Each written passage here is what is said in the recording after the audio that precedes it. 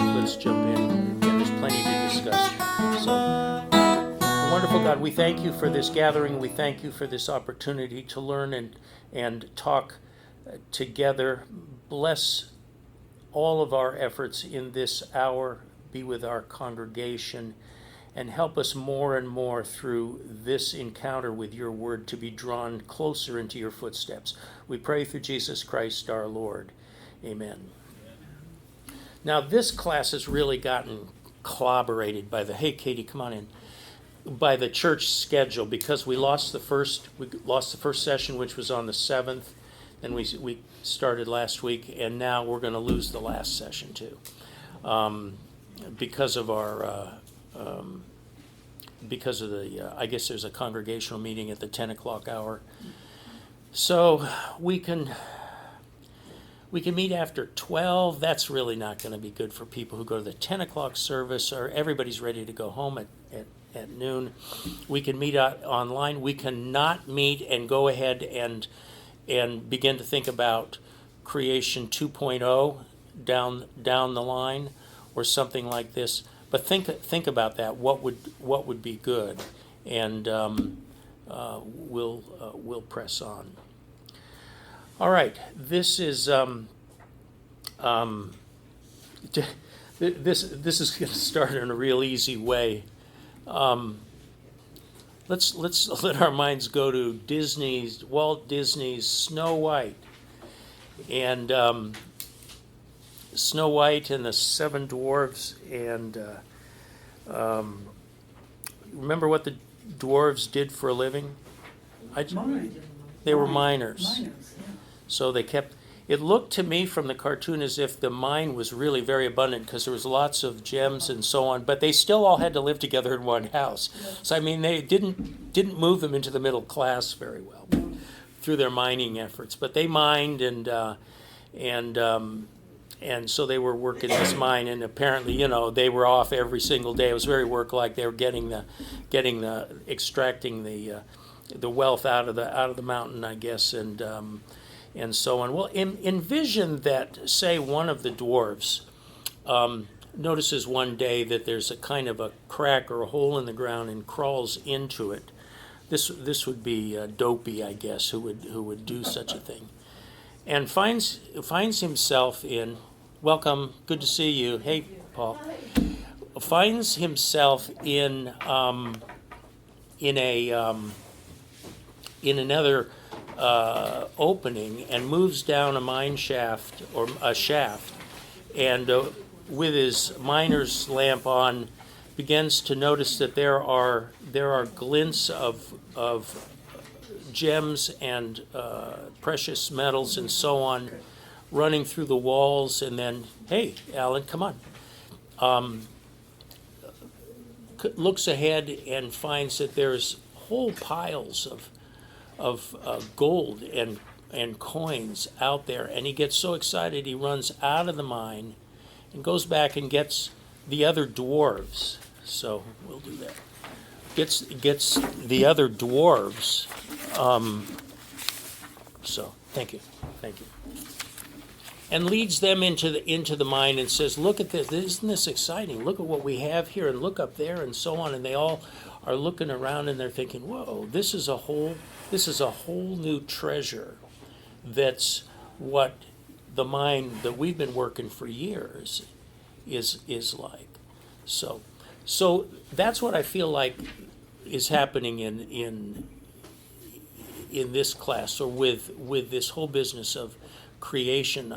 I feel like the Dopey who's feeling, at least I feel this way, is like, whoa, look at this. I mean, this is a treasure I had even though I've been doing this forever. I really didn't realize that this existed, and I can begin to see that there's a treasure here, and that working this field, not to discard the one that's been keeping us going for a long period of time, but working this field, figuring out if they're connected or just what's going on. But I think we're at with today's lesson, we're at that first stage where we've gotten into the tunnel, and we're beginning to notice the potential of what's going on. So that as we go through this, the first chapter of Genesis, I'm not interested in or have time to elaborate on all of the issues. I just want to point out that there's a pretty significant treasure here, and to convince you of that. So what I've done is we've got the whole first chapter of Genesis here, and I've highlighted places that appear to me to be very promising. Now, where am I getting this stuff? This is pretty much straight out of Terence Fretheim's book titled God and World in the Old Testament. He's not the only one who's talking this way, but he is, for me, he's turned out to be the best teacher on this matter. And that was written a little bit more currently than the other books that I've been looking at. So let me just go through here and point out some stuff and see what you think. So we begin reading. In the beginning, when, I'd always memorized it. In the beginning, God created the heavens and the earth, right? In the beginning, God created the heavens and the earth. So what's this when doing?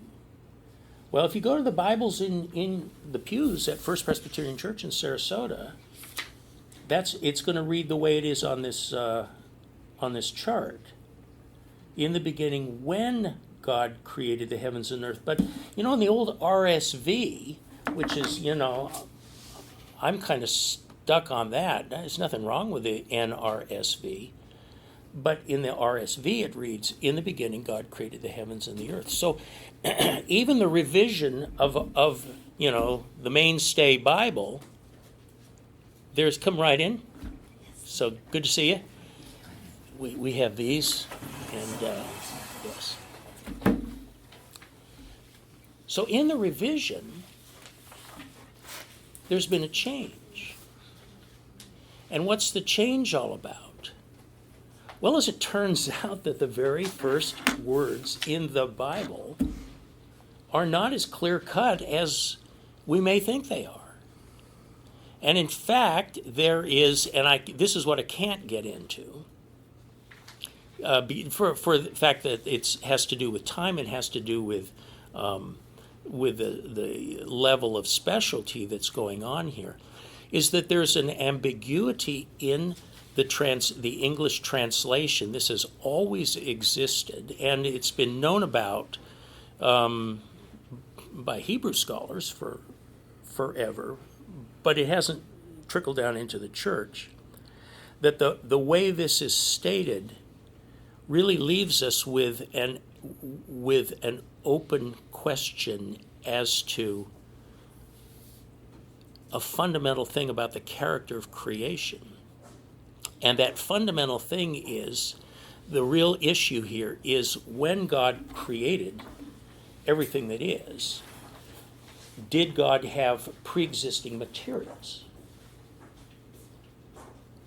Or did God, as I have thought for more than half of my life, or more than 3/4 of my life, that God, Jennifer, good to see you, that God spoke everything into existence, created totally out of nothing. And the issue is, well, why is that important?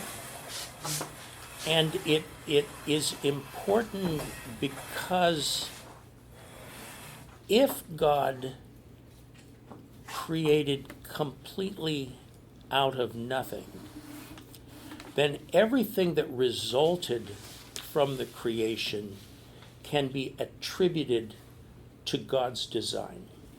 Does that make sense? If you build something absolutely from the ground up and everything.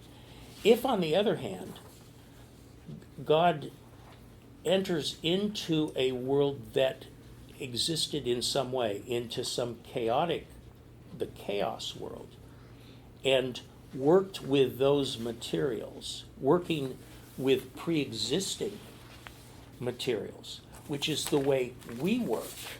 See, we don't bring things into being out of poof, We make stuff. The carpenter has the wood and the potter has the clay. And so we make things out of stuff that already exists. So that's the way humans work. We don't create from nothing as we conceive God creating. So a big thing in this whole question is the character of the way that God works and what he works with. I had long assumed and heard people say that God spoke creation into existence. And like the way that God creates light. Hey, Brent, good to see you. Oh, he brought your guitar. All right. That God spoke creation into existence.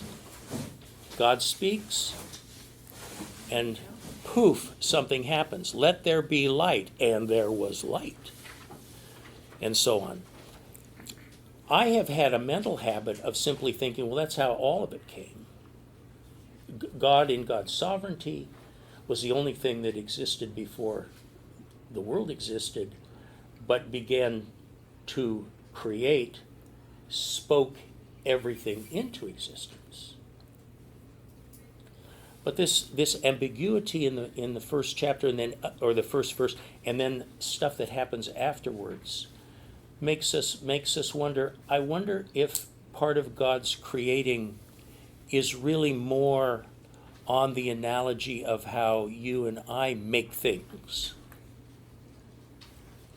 so that this moves us a little bit away. And again, I just want to touch on this and share with you that this is an issue.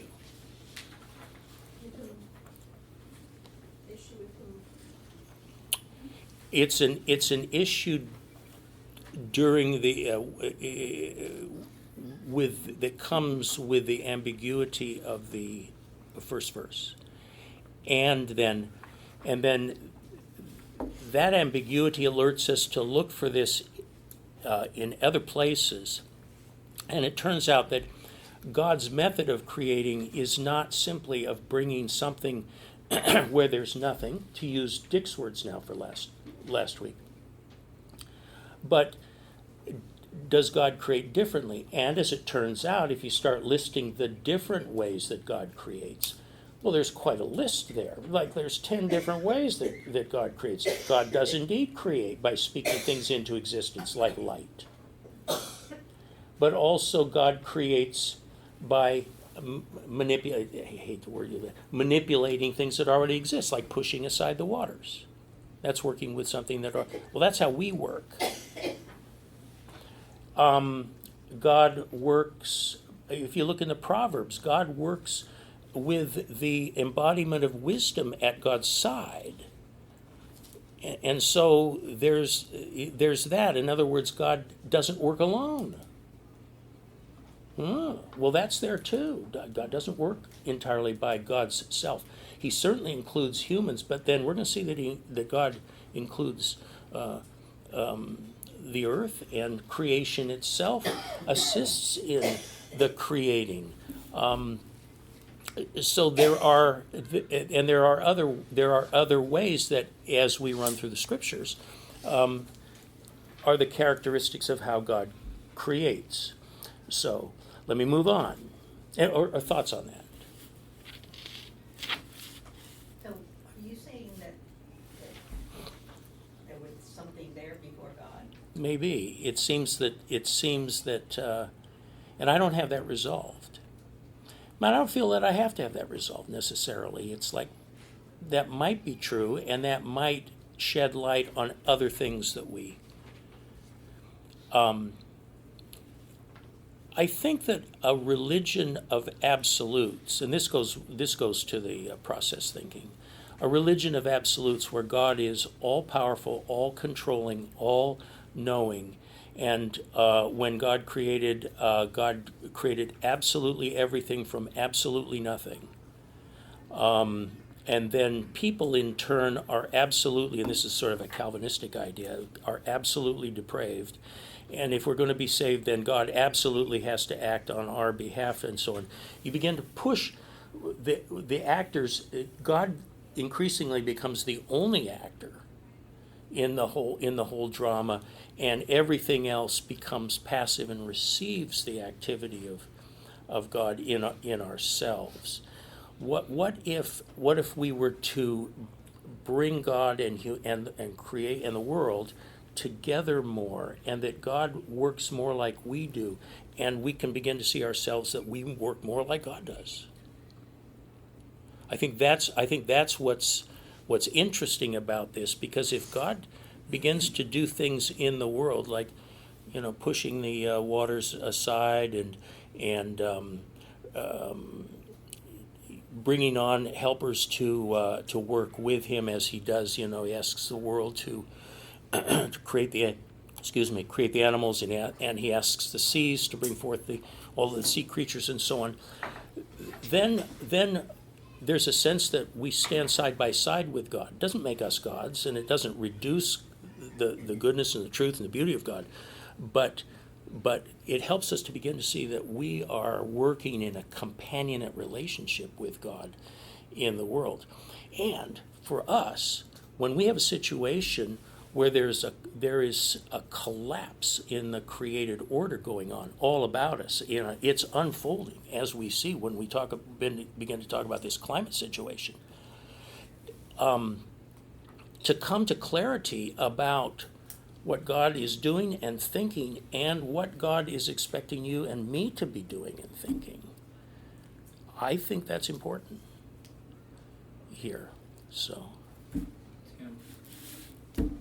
I had issues and began rethinking in the beginning all this week. And in the beginning, he creates the heavens and the earth. So before we were created, he creates all the heavens. But the church, until Copernicus and Galileo, thought that we were the center of the universe, and that the world was flat, and the sun didn't rotate, nor did the earth, and that the light turned on and off like a light switch. And they argued that. And they put certain people in prison for arguing that that was not the case. Mm-hmm.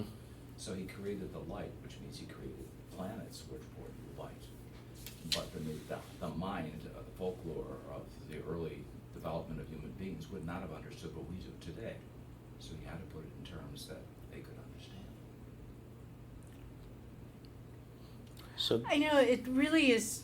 Man is at the very end of all of this. When we study create or Darwinism, whatever, we study science, man doesn't arrive on the earth until the very end of creation. In other words, and then suddenly we're the center of creation. It's like, no. Man is so egocentric. That is our biggest fault. We don't even understand. We are created in God's image, but we defile it constantly with our own egos and our own, thinking that we are somehow as important as, when the first spark went off in the universe. And it didn't come from nowhere. We're from stardust. The universe has been in existence for far longer than our little graph on the whatever of history. It's like we're clueless. there's a huge thing I haven't said. There's a second creation story. Yeah. Say that again. Okay. There is a second creation story. It follows in the second verse, or second chapter, Yeah, they're different. and it's different. And So that just shows you man has so much to do with this. The Bible and all the teachings, and it's totally man-centered. And by man I mean, woman, but it's our egotism is absolutely astounding to me. that we can even put ourselves in the same breath. You know, it's like, I Come think in order to anticipate, I think we're going to get more clues as we work through the text here Yes. as to the centrality, lack of centrality, the role that humans occupy, and so on. And of course, ultimately, we want to. I think that these statements on this sheet that we get from Lynn White become very challenging. Are these true, or do we need to take what we understand of the text and begin to modify what that is? But all of these are very germane comments. So thank you for them.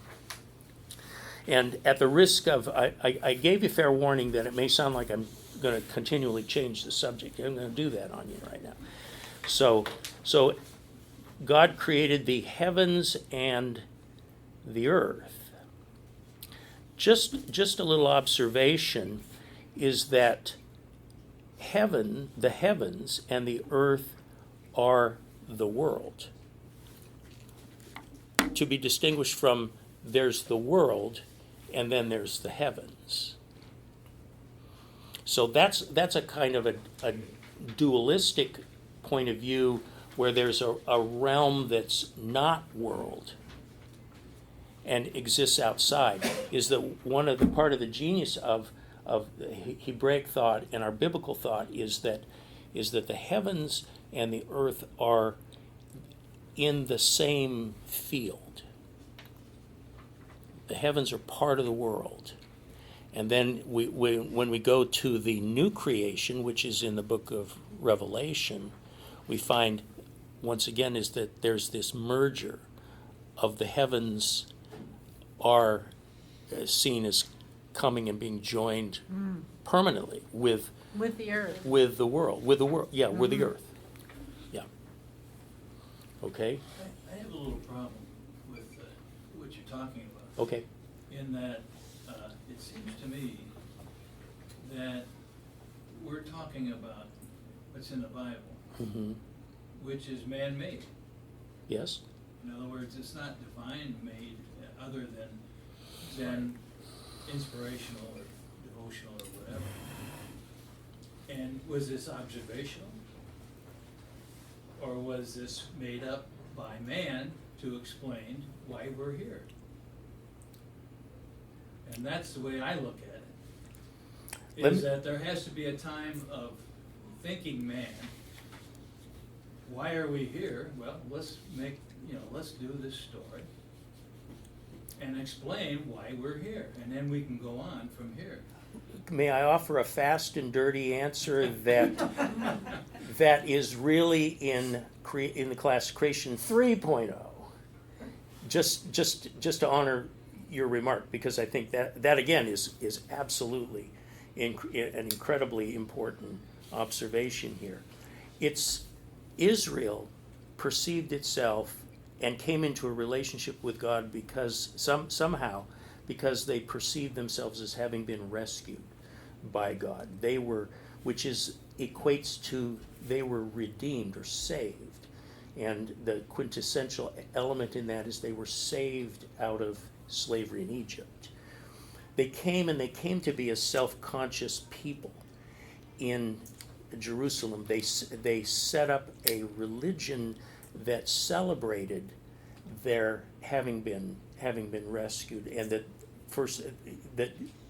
in the beginning for Israel, God created Israel, and then they began to realize that there was a deeper reality after the temple was established, after the Davidic monarchy was put in place, and in the spirituality of the people at that time, using pre-existing materials. This is stuff that they don't teach you in Sunday school. Pre-existing mythic materials at the time, they put together a uniquely Hebraic and, I believe, divinely inspired take on creation, which is what we're looking at now.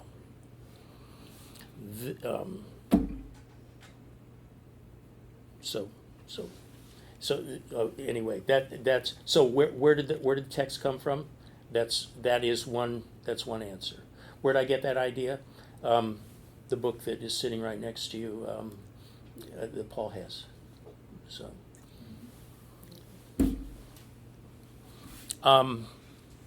Okay. Formless void and darkness covered the face of the deep. This is the idea of chaos. Chaos is depicted as a watery reality, swirling and so on, so that the primary, we see a primary tension in the story. The adversary, if you want to put it that way, or the fundamental conflict. I'm using the words out of literature, but the fundamental conflict is between the Creator God and chaos. Now, chaos is not very militant here. Chaos doesn't fight back. I'm thinking of the older Babylonian myth where the hero Marduk, who is depicted as a warrior and is the creator god, is a warrior. In order for creation to happen, Marduk has to slay a dragon. Well, a dragon's a threatening image. So that chaos is depicted dragon-like. And this is the world that the Hebrews were in, that the Israelites were in, when this process of coming to its own idea of creation existed. But this is not as militant as that. This is more like, cleaning up the kitchen. When we have meals, the dishes are all over the place and it's kind of a mess and there's spills and so on. And, you sit there and you bring order back. The dishes go into the dishwasher. They march in a line like this, and then you wipe off the sink and everything. You're creating again. So that's what happens. We bring order out of chaos. That's what the original creation looked like. This rather ordinary kind of work. Like cleaning up the kitchen. So, not slaying a dragon. It's not so dramatic. Chaos then is a primary reality here, and what happens with it? I keep saying that God separates the chaos. So let's think about that. The text says that. There's an image of everything is this swirling chaos, and so here comes the Creator, and the Creator pushes aside the watery chaos to create a void in which cosmos happens. This is where life and creation happens, to push it aside, but also spatially has to push up and down. So waters get set aside in both dimensions, and we have then an image of, to put it in a schematic way. Let me do this real quickly. I know that this is a little hard to see up here, but let me quick try to draw. I hope you can see this. So you have a zone of life. This is creation, and a firmament. What's a firmament? It's up, yeah. It's like the sky. It's like the Superdome, It's a dome, and it's up here. That's the firmament, and that keeps the waters up here out of the way, and then the earth here keeps the waters down here out of the way. You notice I didn't put them right up here because you have a thing, and this word isn't there, but I'll put it here: Sheol. Right? Abode of the dead. It's not as bad as hell, but it's boring, but it's not anyway. And here in the middle of everything, you have the temple. Okay, this is the way that this is conceived. So when people sinned, and let me use my language on this if you'll permit that, and they rolled back creation because of their sin, then what happened is that things became uncreated. And it turns out that there are little windows in the firmament, and the waters came in. If you look at the description of the flood story, it's like, oh, that's, opening the windows of heaven, and they also gushed up. It was probably like the sewers backing up, as Bill Cosby observed years ago. The waters gushed up. And so it wasn't just a whole bunch of rain that flooded.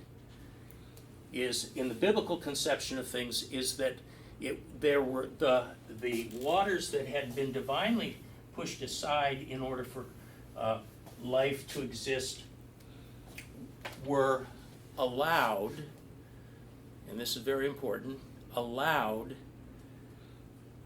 to sort of cave back in, or to flood back in and inundate everything.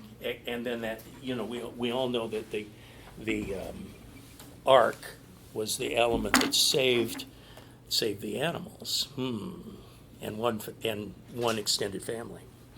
So yes, please. Help me wrap my head around this. This is we're talking about the flood, Noah's Ark. Yes, I'm sorry not to have referenced that more clearly. That's Yeah. okay. So are we to understand that water is existing like outside of the laws of gravity and above in the heavens coming down, or where is this flood coming from?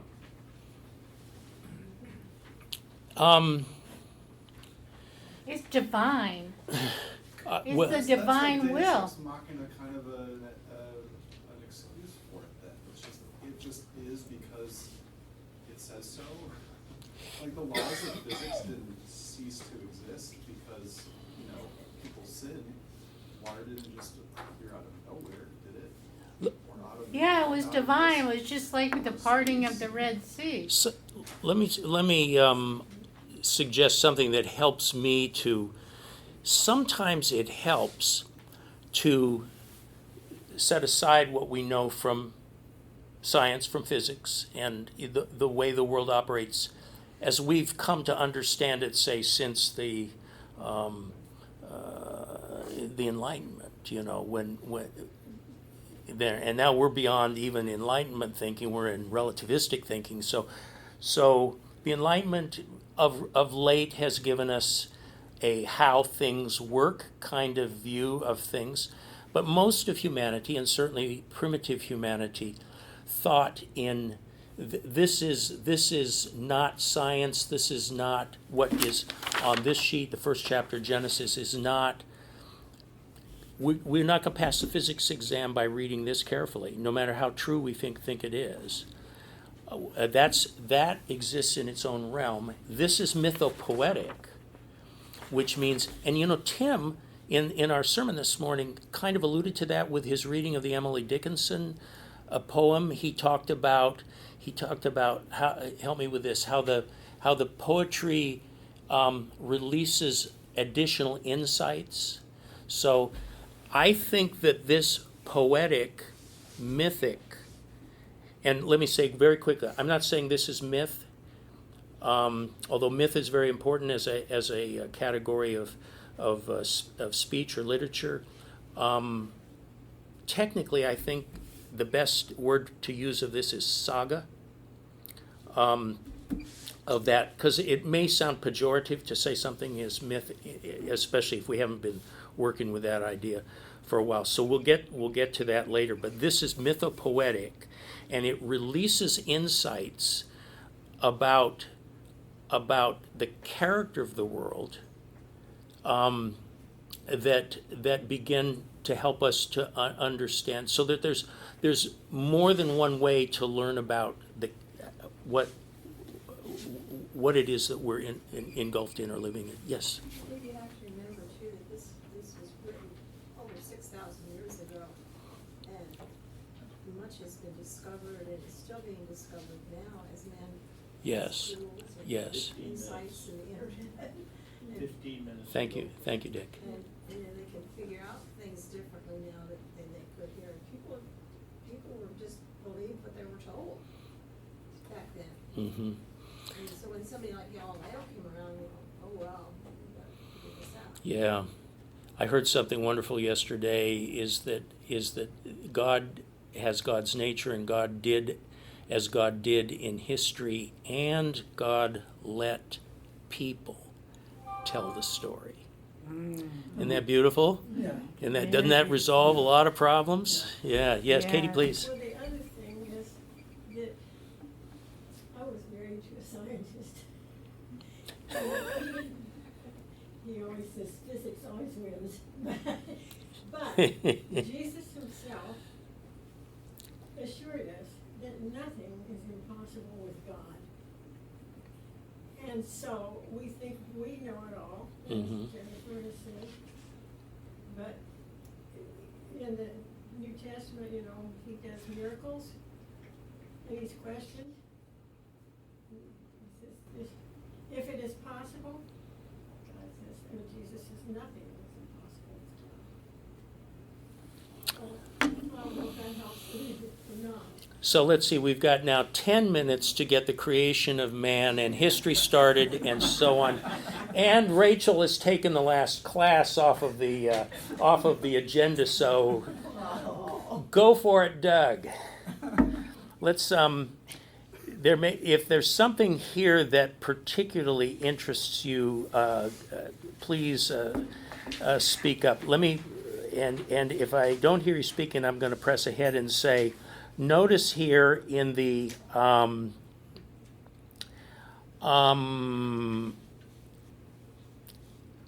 that God calls, he enlists help.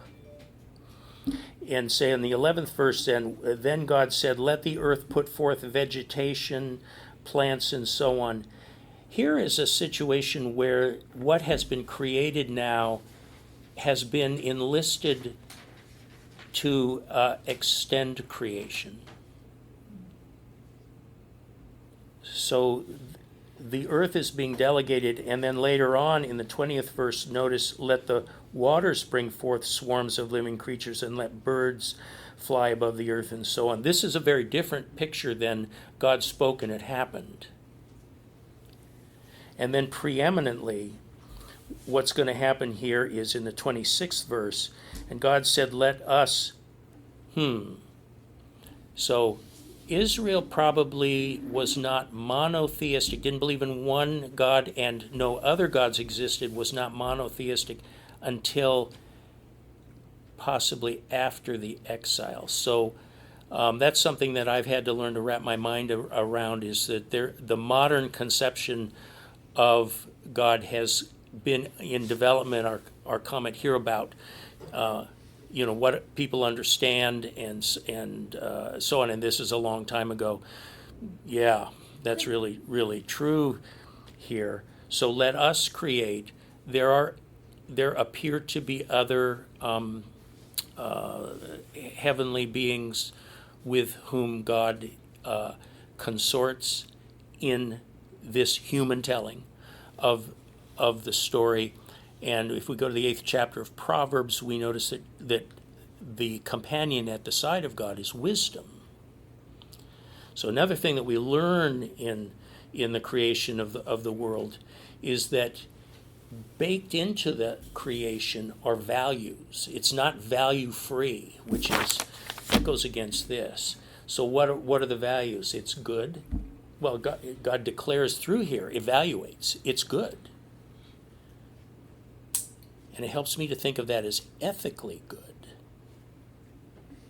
This isn't just tossed out, yeah, that's good. It's good in the sense that Jesus says, well, you call me good, but only God alone is good. Well, God and the created world is good. I love your idea that, and I think this is where you're driving through with this, is that it's a process between God and man and Well, nature, now that and you've Mother Earth. now that you've said that, it's in 7 days here, so that it's not all wrapped up. Again, if we have the poof creating God, Right, it's a process. if the poof creating God, well, God could create everything perfect in no time, wouldn't need time.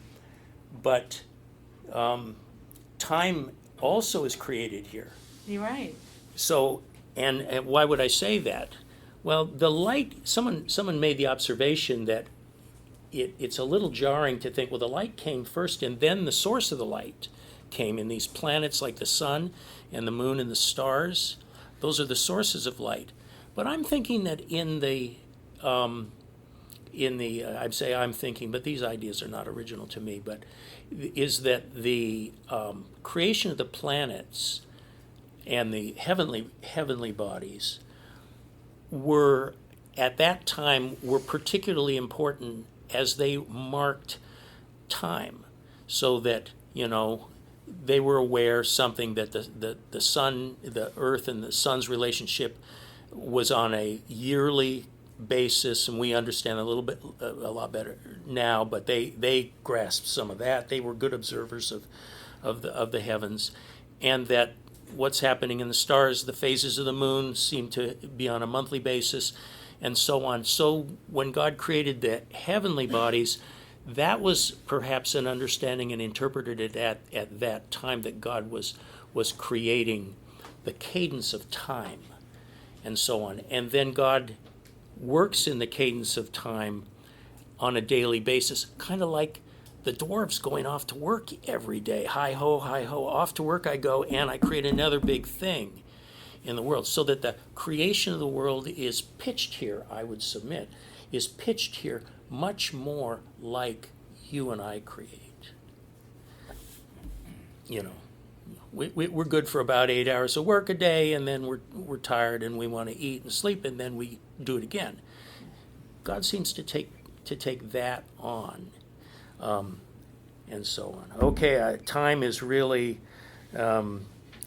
getting us. Humankind, let me say very briefly, humankind in our own image. Now let me just race to an interpretation of that, because of the time situation. God is not giving the world to people. God is including humankind in the activity of creation. You've heard this expression, co-creators. We're partners with God in the act of creation, and that we create as God creates. How does God create? Well, we're learning about how God creates. So our job description as co-creators, as our fundamental task in the world, in this suite, is laid out by noticing how God created. And I'm thinking is that the way that we've plundered the world and plundered other people and animals which are part of the created order is ungodlike. And there's a corrective here. So, all right. Actually, I was going to try to do this second chapter next week. We've only, and I knew this was going to happen, we've only scantily done this week. So I'm glad that you have something in your hand that you can look at and think about, and then it's written up. We have book recommendations that are out there. A lot of this is, I'm only pointing stuff out, and there's much more conversation and thinking and study that needs to follow for those of us who are interested in pursuing this. Your comments. We have just a few minutes. Have you ever heard that that us that's in verse 26 is Father, Son, and Holy Ghost? It's now that a Trinitarian image. now that humans are brought into? I've heard that, and that conversation has buzzed around for a long period of time. My response to that would be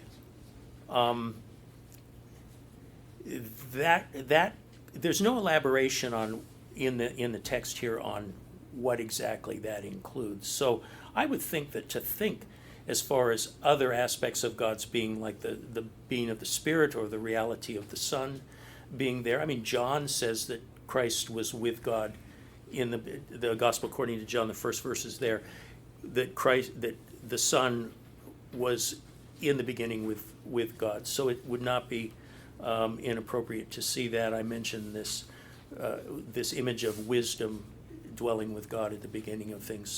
So I think we can feel flexible about that. Okay. It'll be a response. Yeah. Thank you. Other thoughts? Quick advertisement. Went to Oslo Theater this week for the opening of Inherit the Wind, Oh, is that playing? which is based in 1920. Yeah. And its core of the plot is a seventh grade teacher decides to introduce evolution Darwinism to his class. They want him fired, put in jail, and sued. And William Jennings Bryan, the different name in the play, 3-time runner for president, is the attorney for the accusers, and the defense attorney is another famous attorney, but they involve this entire discussion in the play. So you might find it interesting. You know, I if thought it was great. We thought it was great. Yeah, we It- went to. maybe I'll try to get to. You know, it would take almost nothing. I have a fantasy about teaching a class titled "The Fundamentalist Modernist Controversy," which that is the high point or the most prominent public point. But to me, that's a fascinating thing. And the cool thing about that is Presbyterians were right in the thick of it.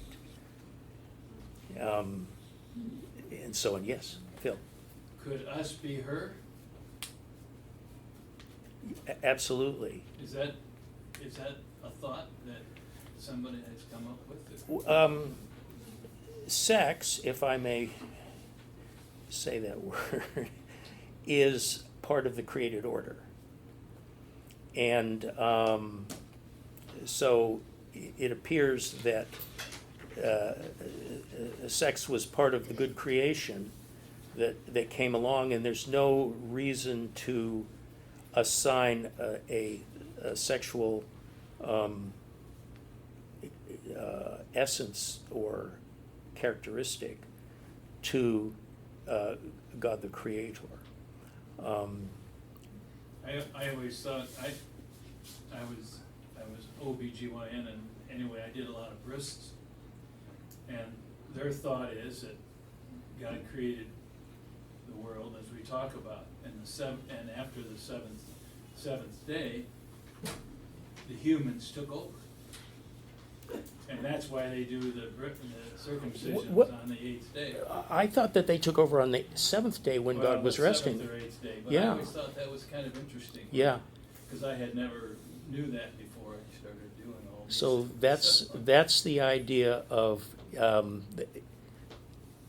that really empowers humans. I think that's pretty on target, but that isn't to suggest that God fades into nothing. There's this ongoing partnership with God, but a big thing that needs to be brought. I mean, there's many big things that haven't even been spoken to in our because of our limitations. But one of the lessons in all of this is that creation doesn't stop, and it's not finished, and it's good, but it's not perfect. And we're in the business of moving towards finished and perfect. And we're off track, to understate. So, yeah. Okay. Thank you. Thank you much. Thank you, Dick. I brought my Bible. Yes, you did, and we didn't get into them. So, It's okay. I can't read it without you gonna let me glasses. keep this? Thank you. That's the book you got? Okay, one more. And you got, I just finished this one. What do you think of that book?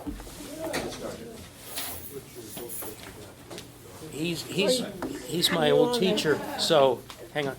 Are you on the mailing list for this? No, you're gonna I give me don't- that? That's the only one I have. Okay. But, I just wanted you to see what they're doing. This was given to me This by is a fiscal friend, it year. was her mother, so Okay. I wear it in 60 honor million. of the dead mother. Whoa, Nice. that sounds like a lot A of lot money of to my me. favorite clothes are Well, their budget is hand-me-down. pretty darn high. People were now dead. But Well, not also, necessarily. here, you've got I have this wonderful coat. 1,173 church Actually from partners. Alaska, Nearly it about shows half a where million it was people they're made. working with. And it's like Yeah. So, This is a big deal. yeah, he's in Malawi You today. know, Yeah, look for we have, adventures type thing, My but daughter spent a year in Malawi. I've been there. I was I have gonna two. think, if Colin and somebody I ever came up we to me paid in and said, hospital "Should in we uh, do that?" Equindeni. We were in These Equindeni. animals have been dead Yeah. for How over about that? 100 Yeah. years. My daughter lived in Equindeni for a year. Well, we were there 3 weeks. They but, live on, you know? How cool is that, Well, huh? very 30 glamorous. some odd years I've ago. seen very that much. hospital. Was that the one that was made, that was under the sponsorship of the